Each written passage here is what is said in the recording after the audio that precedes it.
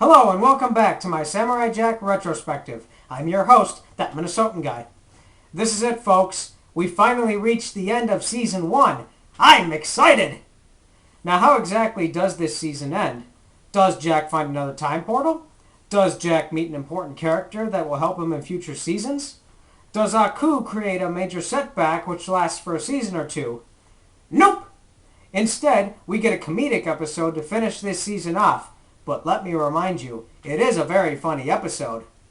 So let's not waste any more time and review Samurai Jack, Episode 13, Aku's Fairy Tales.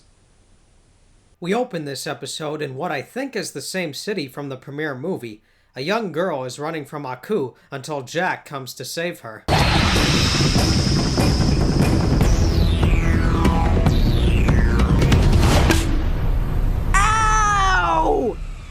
I see these kids have discovered the art of cosplay. Their potential will soon be realized when they visit conventions around the world and take some tips from the pros. Aku, you will not claim another innocent. It's always great to see Phil Lamar's talent being put to good use here. It turns out that Aku was watching this, and he informs the audience of something on his mind. The pitiful people shrank before my awesome power. But now, I am openly mocked by these measly urchins. There are many things to take out of this scene. First, it adds to Aku's character. It shows that he used to get all the attention before someone else came along. Second, the fact that kids are presented here as seeing Jack as the hero reminds me of my own childhood. I looked up to Jack as a child, and I even see his words as a form of wisdom in my adulthood. I hope there are others who feel the same way as I do. The final and most important thing is to know this. Why isn't Aku watching Jack at the moment? What if Jack successfully goes back in time and Aku isn't prepared for that? I'm sure he has some kind of plan, right? Right? I will unleash such evil that even the most innocent soul will be consumed by terror. Get her done while you still can. Aku notices a senior citizen. Even though they still respect Aku, they can't sway the children from rebelling against the demon. This is something that Aku greatly fears until he comes up with a new plan. If they respond to stories, I have a tale or two that will turn Aku into the hero of their young hearts. The minds of children can easily be impressed. The way that this episode portrays children is actually quite amusing, to say the least. I'll show you why I think this as we go on. A large crowd of children then enter an arena where Aku intends to meet them. It's weird how there are no parents around to help supervise them.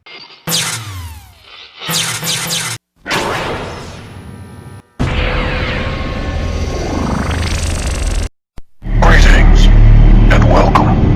I want to play a game. Sorry, couldn't resist. Aku tells a tale of how a large world-eating monster decided to attack Earth. A hero who had a sled of reindeer then challenged the beast. The hero flung his spear into the beast, which transformed into... Beast jerky!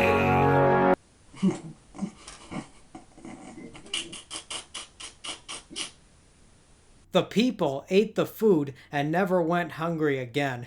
The hero revealed himself as Aku, and the people made him their king. Interesting story, Aku. I hope the children were impressed by this.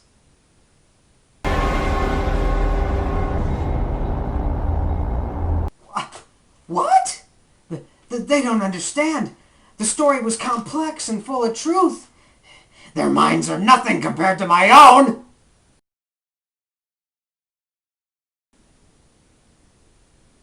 Oh, what? Ah, crap. I fell asleep again. I need to keep track of this.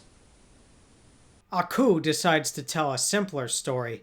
Little Red Riding Hood. Well, his version of the story. Once upon a time, there was a little girl who had great flaming eyebrows.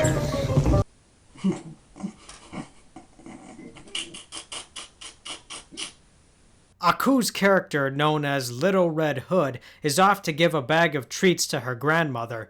The big bad wolf gets there first, and Little Red Hood's grandmother willingly goes in the wolf. Little Red Hood then arrives. For anyone who has read Little Red Riding Hood, well, let me tell you something. The story is about to get changed in the most hilarious fashion. The wolf attacked Little Red Hood, not knowing that Little Red Hood had laser eye beams. Confectionery treats.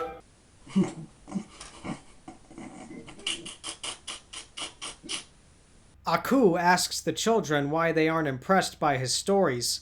A boy then says how the stories are well told, but he and the others would like to hear about Samurai Jack. What? I really like how the kids here are smarter than the average child.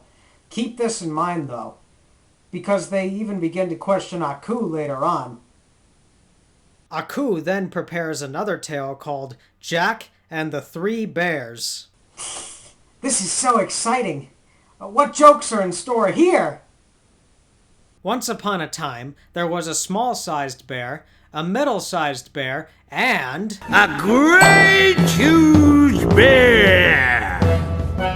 One day, the small-sized bear made some porridge. The family then decided to take a walk until it cooled off. Then a wicked samurai came to the house.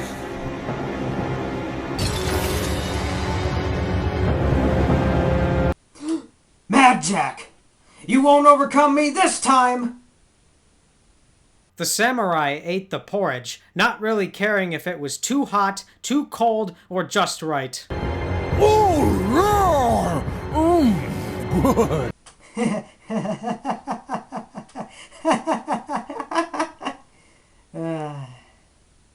What happens next is funny beyond belief.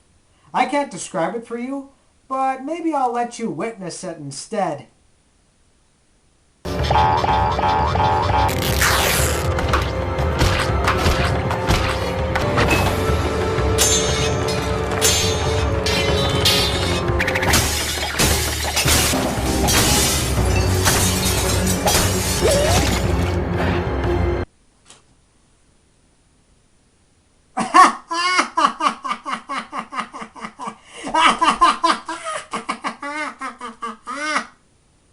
The bear family comes home to find the porridge has been eaten, records have been smashed, and clothes already worn. That's when this happens. Shut up! I'm trying to sleep! Well, folks, that's what a rotten day looks like. A child then questions Aku. Aku states that he exaggerated and that the next story is truthful. Yeah, right. So there were 3 pigs that made a house out of straw, wood, and brick. They were happy until Jack came for a visit. They refused to let him in, but he retorts with this. Here's Jackie. Here's Johnny! Some of the children begin to get scared while still questioning Aku. Good. Childhood trauma makes you stronger.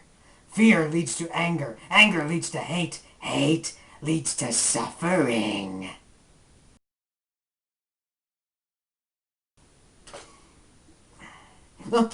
What? Ah, it happened again. Oh, right. Back to the episode. Now from here, the comedy reaches critical mass. I remember as a kid how this entire sequence would cause me and my siblings to go into a laugh riot. And believe it or not, it's still funny to this day. Aku imagines Jack as the evil stepmother and stepsisters of Cinderella. He then tells a tale of how a house made of candy was destroyed by Jack. He then tells a tale of how Jack kissed a frog, which ate him alive. Then Jack fell off the beanstalk. Jack then searched for his lost sheep, which stampeded over him. Jack is then kicked by a large cat in boots. And here we go!